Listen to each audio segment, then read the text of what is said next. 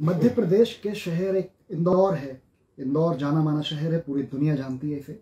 तो इंदौर में पठान मूवी के बायकॉट के लिए बजरंग दल के कुछ कार्यकर्ता आते हैं, वहां पे गुस्ताखी भरे नारे लगाते हैं। पठान मूवी का बेशक बायकॉट आपको करना है, आप करिए, लेकिन उसके साथ साथ हमारे प्रॉफेट मोहम्मद सल्लल्लाहु अलैहि वसल्लम की शान में गुस्ताखी भरे नारे लगाए गए। तो पूरा इंदौर ऐसा लगता है कि बिल्कुल यहाँ पे दंगे फसाद ना हो जाए, ऐसा माहौल बन गया था। तो काफ़ी मुस्लिम सड़क पे आए, वहाँ पे आंदोलन किया। उसके अगले दिन एडवोकेट एहतशाम ने कुछ उलमाओं को साथ में लेके पुलिस स्टेशन में एक एफआईआर दर्ज करवाई। तो तकरीबन 15-20 लोग थे वो नारे लगाने वाले, उसमें से सिर्फ 4 लोग सर गिरफ्तार हुए। तो क्या लगता है आपको, क्या वजह होगी? ये क्लिप मैंने भी देखा था, जिसमें थिएटर के सामने कुछ लोग इकट्ठा होकर बॉयकॉट के नारे लगा रहे थे। और बॉयकॉट के नारे लगाते समय उन्होंने प्रॉफेट मोहम्मद के बारे में कुछ गलत बात बोली। ये बात उन्होंने नहीं करना चाहिए था, क्योंकि फिल्म को बॉयकॉट करने में ये चीज को आना ये बिल्कुल ही गलत है। सही किया कि उनके ऊपर एफआईआर दर्ज हुई, परंतु एफआईआर में सिर्फ 4 या 5 लोगों को का नाम आया। बाकी वहां पे करीबन 15-20 लोग और भी थे जिनके चेहरे एकदम साफ साफ नजर आ रहे थे। तो वो उन लोगों को आइडेंटिफाई करके उनको एफआईआर में इंक्लूड करना चाहिए। एफआईआर हुई, उसके बाद में एक एप्लीकेशन लगाई गई उन एक्यूज की तरफ से बेल की, जिसे कोर्ट ने रिजेक्ट कर दिया, जिसमें एडवोकेट एहतशाम हाशमी जो है कंप्लेनेंट की तरफ से उन्होंने पैरवी किया। और उसके बाद में अभी कोर्ट ने उसे उस बेल एप्लीकेशन को रिजेक्ट कर दिया।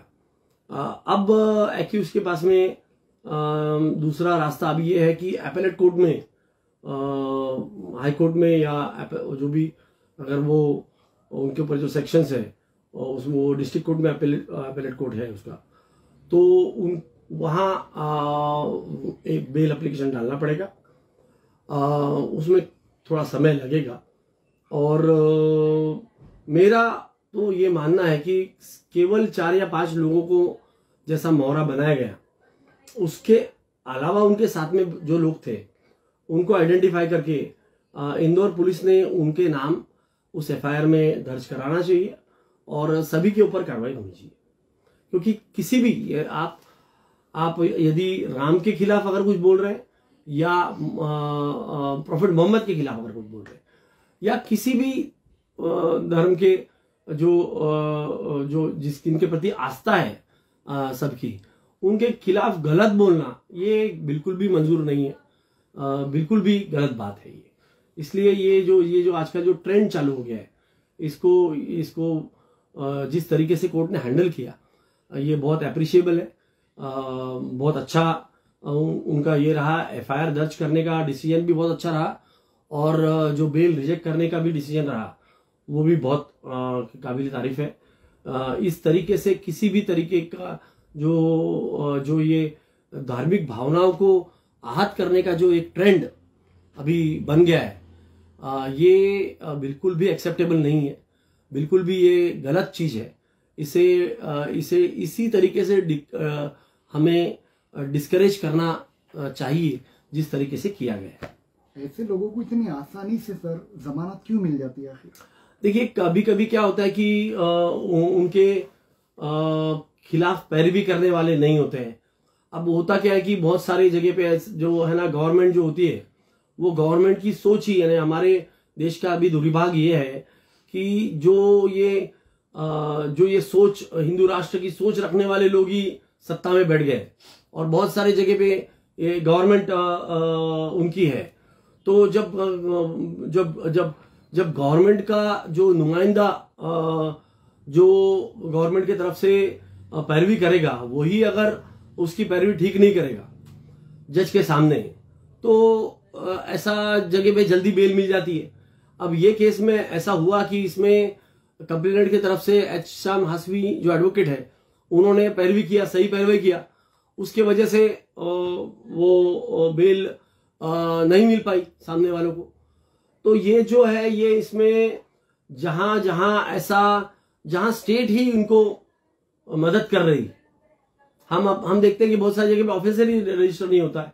कई केसेस हुए दिल्ली में, बीच में एक धर्म सभा सांसद हुई जिसमें मुस्लिमों के बारे में गलत बात बोली गई बीजेपी के सांसद के द्वारा। उसमें केस वो ऑर्गेनाइजर के ऊपर रजिस्टर किया, वो भी एकदम फालतू ऑफेंस लगाया गया। तो ऐसे जहां ये जो लोग हैं, जो इनकी सोच ही इस तरीके की है, विचारधारा ही ऐसी है जो हमारे कॉन्स्टिट्यूशन के मुताबिक नहीं है, तो वहां हमको कोर्ट में जाके वो न्याय दिलवा के लेना चाहिए।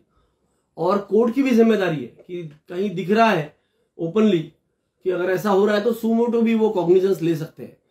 अभी ये जो आज देश में हो रहा है, जिस तरीके से देश को बर्बाद किया जा रहा है, बेचा जा रहा है, और जिस तरीके से एंटी कॉन्स्टिट्यूशनल एक माहौल बनाने की कोशिश इस देश में ये जो सत्ताधारी लोग अभी जो बैठे हैं वो कर रहे हैं, तो कोर्ट की बहुत बड़ी जिम्मेदारी बढ़ गई है। क्योंकि इस देश को बचा सकता है अगर कोई, तो इस देश के कोर्ट से बचा सकते हैं। जिस तरीके से आज कोर्ट्स के ऊपर भी ये लोग प्रेशर करने की कोशिश कर रहे हैं कि जजेस की अपॉइंटमेंट हमारे हिसाब से हो। मैंने एक बीच में खबर पढ़ी, बहुत शॉकिंग खबर थी कि हाई कोर्ट और सुप्रीम कोर्ट में जो जजेस की अपॉइंटमेंट हुई है अब तक पिछले 5 सालों में, उसमें मात्र 15% ओबीसी, एससी और एसटी लोग हैं। यानी 85% वो लोग हैं जो करीबन 15 से 20% की पॉपुलेशन से बिलोंग करते हैं, और जो 80 to 85% पॉपुलेशन जिनकी है उनके रिप्रेजेंटेशन सिर्फ 15% है। तो ये बहुत शॉकिंग है। तो एक तरीके से वहां जो लोग पहुंच रहे हैं वो एक पर्टिकुलर अपर कास्ट कम्युनिटी से ही पहुंच रहे हैं। 85% लोग वहां अपर कास्ट कम्युनिटी से पहुंच रहे हैं। ये बहुत शॉकिंग है। और अभी जिस तरीके से ये सेंट्रल गवर्नमेंट जो सुप्रीम कोर्ट के ऊपर प्रेशर डाल रहा है कि हमारे हिसाब से आपको अपॉइंटमेंट करनी पड़ेगी, जो अपॉइंटमेंट के लिए लोगों को नाम रिकमेंड किए गए, उनको जो उनको सूट नहीं करते, उनको अनाप शराब रीजंस देके उन्होंने वापस किया। एक तरीके से वो प्रेशर कर रहे हैं कि भाई हमारे हिसाब से अगर वो हो जाता है तो मुझे लगता है कि पूरा का पूरा जुडिशरी को वो सिर्फ हमारे अपने विचारधारा के लोगों से भर डालेंगे, और फिर अपने उनका रीजन, उसके पीछे का कारण यही है कि उन्होंने देश की हर संवैधानिक संस्था को अपने काबू में ले लिया है। चाहे वो इनकम टैक्स डिपार्टमेंट हो, चाहे वो ईडी हो, चाहे वो सीबीआई हो, चाहे वो इलेक्शन कमीशन हो, अभी एक जुडिशरी को ही वो पूरी तरह से काबू नहीं कर पाए।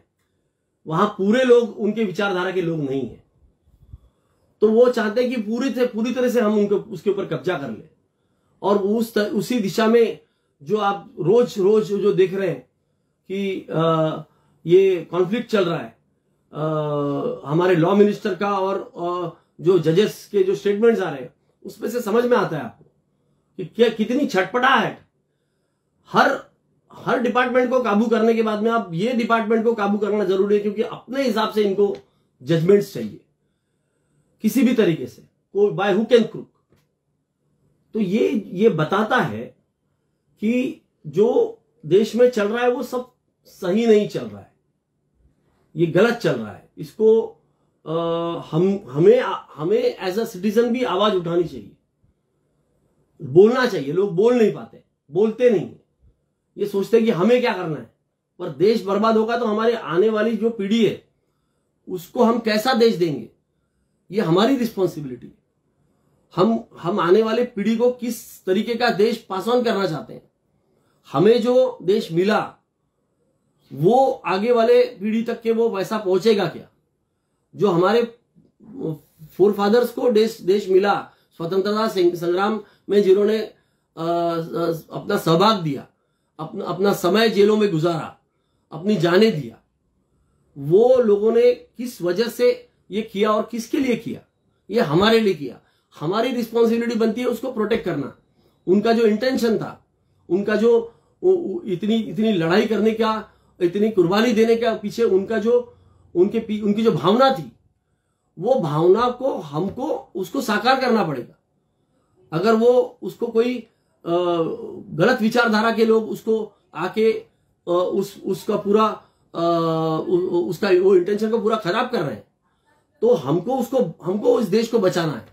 ये लड़ाई हमको लड़ना जरूरी है, देश के आम जनता को लड़ना जरूरी है। वो आगे आए, वो आवाज उठाए, तभी ये चीज सुधर सकती है।